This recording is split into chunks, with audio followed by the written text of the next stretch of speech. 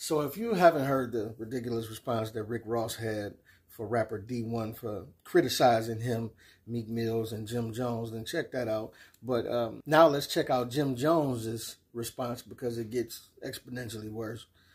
Simply because Jim now wants to fight instead of just having a conversation that's on the table. But let's recap what dee1 had to say, and then we're going to get into what Jim Jones had to say in reply. Let's go to Sway and Hip Hop DX for the video.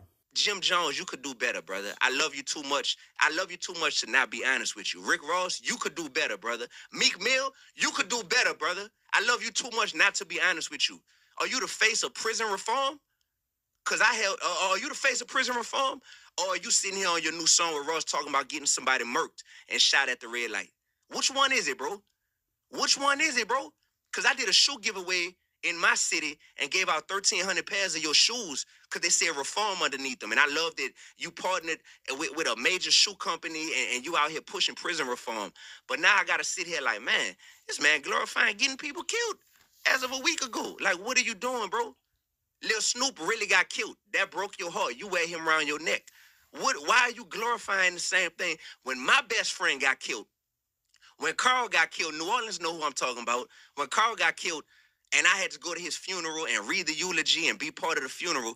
And I got back in my car, Sway, after the funeral, and I turned on my music, and I realized I'm listening to music that's glorifying the same stuff that just happened to my best friend. It gave me chills, and I needed that moment. That was my come to Jesus moment of like, D, you got to do something different, brother, because you have a taste for this poison, but you're attracted to the poison, and rap is great. The rap game, hip-hop industry is great at cooking up some delicious poison. And so now let's get to what Jim Jones had to say in response to this. I really do a lot for the people. He talked about lyrics. I don't care about none of that. Okay. In real life, I do a lot for the people. Miss me with the rhetoric about what I do in my music. I get money off my music. Don't tell me how to make my dollars. So same as Rick Ross, he deflecting. Instead of talking about his lyrical content, he wants to address how much money he's giving the people or how many turkeys he's giving the people, as Rick Ross said. You got to watch whose names you mentioning out here. You heard? Yeah. Because my little cousin might not like how you mention my name. You heard? And then he might want to slap a dread out your head just because he don't understand that you using my name for fame, and he don't understand that. Yeah. There's a certain way to go about certain things when you're using certain people's name. When you do certain things, it's a reaction for every action. What's the best way? It's out now. It ain't no best way to have a conversation. He got to see me when he see me now. Okay. You heard? So now you want to fight because he made you think for a second. Said you couldn't think. You want to slap somebody, right? Or send your cousin to slap somebody. Let me ask you this. Do you do that to the white publications when they say something, print something about you like this? Is this, I'm going to slap you on sight? Just wonder. And did you forget that you're a public figure and a public name and anybody can speak on you? Oh, I forgot y'all rappers only accept positive praise, right? When everybody praising you, everything is fine. But then as soon as somebody be like, oh, I don't like the album, I'll slap the dreads out your head. If he reached out. He had the chance. He could have reached out. That avenue of talking to me is out. That's out. You heard? I had the same conversation with Farrakhan. How did that go? He summoned me. For saying his name. Oh, okay. Yeah. You did? Yeah. If you know now what you're talking about, young man, let me school you to what you're doing.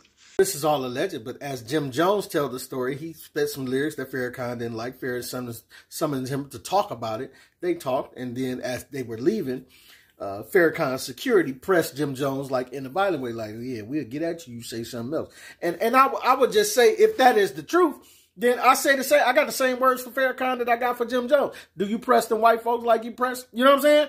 Like you press Jim Jones? Is you getting at them violently like that? Same type of thing. And I love Farrakhan. So, you know what I'm saying? Well, yeah, it is music. So in a bit of music, you do get, you do get what you get, you heard? But we still in the entertainment business. But miss me with the bullshit, you heard? When you see me, keep your hand down, you heard? Where you from, New Orleans? Don't play with me like that. People from New Orleans already called me, you heard? You preacher, get out of here. You told to. What was that, King? He told? Yeah, he told. So we ain't gonna get into that. I just want to heat him up. Will you snap on him? Yeah, of course. No. sell incense. We got other things we could go. But listen, I'll say this. He look like he sell true sticks on 2/5 by the 4th train. Come on, let's not do that. Come on, Jim. No, but listen, what I'm saying is, I'm glad you addressed it. Listen, I know the jokes is always a thing in our community, but I would advise people like this would stop laughing at men and women of God. Because on one hand, it's funny when you don't need him. But on the other hand, when one of your loved ones is going through something real heavy on their deathbed, or you on your deathbed, it always seems that these people find their way back to God, whether they could have been atheists or they ain't believe in God all their life. But at the moments, you find yourself looking for God because you don't know what's on the other side of that curtain. So just be a little more respectful, man. That's all I'm saying. Let's not even talk about him. I don't even know him. I don't know who he's at. I don't really care about him. He's a figment of my imagination. Well, let me say this. I've seen people reprimanded for less. I promise you. Yeah, Who wrinkle your shirt for way less than that. Yeah. I will say he's been putting in work for years. Yeah, and he's been all over the country. Obviously not working for him because he's using other people's name. If he was doing something from his heart, he shouldn't use nobody else's name. If you've been outside doing that work. Listen, Jim, he doesn't have to have you know his name for him to be validated. You understand? Just because you don't know what he's been doing, don't mean he ain't been moving out here. You understand what I'm saying? And furthermore, anyone's name can be used, especially you. You're a public figure. But people can talk on podcasts about no-name people, about people down the street from them that they live from. It don't matter. You don't need a pass to use someone's name. What don't y'all get about this, man? Y'all keep on, don't speak on my name. What? Why? Jim Jones. What you want me to say, like Candyman or something? Huh? You a regular person just like we are. Why do you think that you exempt from having your name spoken on? That's it. I don't want to go back and forth. I just want y'all to know he's done work. He does work in a different area. All right, keep doing work. You heard? Okay.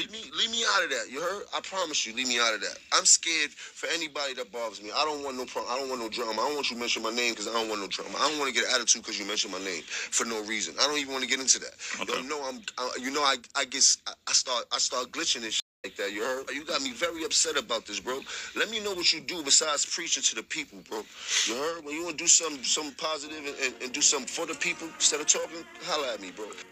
That's hilarious to hear Jim saying, when you want to do something positive for the people, holler at me. He's been doing something positive for the people, and he's been keeping his lyrical content positive as well. Just because he called out your lyrical content and you don't have the mental fortitude to debate him about it, don't get mad at him or us that agree with him. You know what I'm saying? You think ain't nobody supposed to be able to call your name? Jim Jones! Keep my name out of it. I'm scared for everybody that, man, miss us with all of that, bro. You can keep talking all of that tough stuff that you want to talk. It is what it is. You still are skipping over the fact that you ain't mentally capable of talking about the conversation that was had at hand. You automatically want to go slap people in dreads out their heads. And this is what I want to go back to the Charleston White video that I did not too long ago. Well, Charleston say, he says mothers are not capable of, what does he say? He say a mother's love is not sufficient enough to raise a man. And this is what we're seeing in Jim Jones. Why does Charleston White say that? Because you have a man who has the capability of being violent. And then you have a woman who's trying to raise him on her own for whatever reason, right? But she's imparting emotional tendencies into that violent man. And what it has the possibility of turning into is turning that man into a killer, right? Because he don't have the logic to know how to calm situations, to know how to logically move in situations, to know how to clearly think, to not get himself in a weird place. And what you have is a lot of violent men in a lot of cities around America who have been taught how to be emotional by a woman. And this is what Jim Jones doing right now. Instead of handling what Sway pointed out to him as being, he was just talking about your lyrical content. I don't want to hear that. Miss me with all that because my cousin might not understand and I'm going to slap the dreads out your head and all this.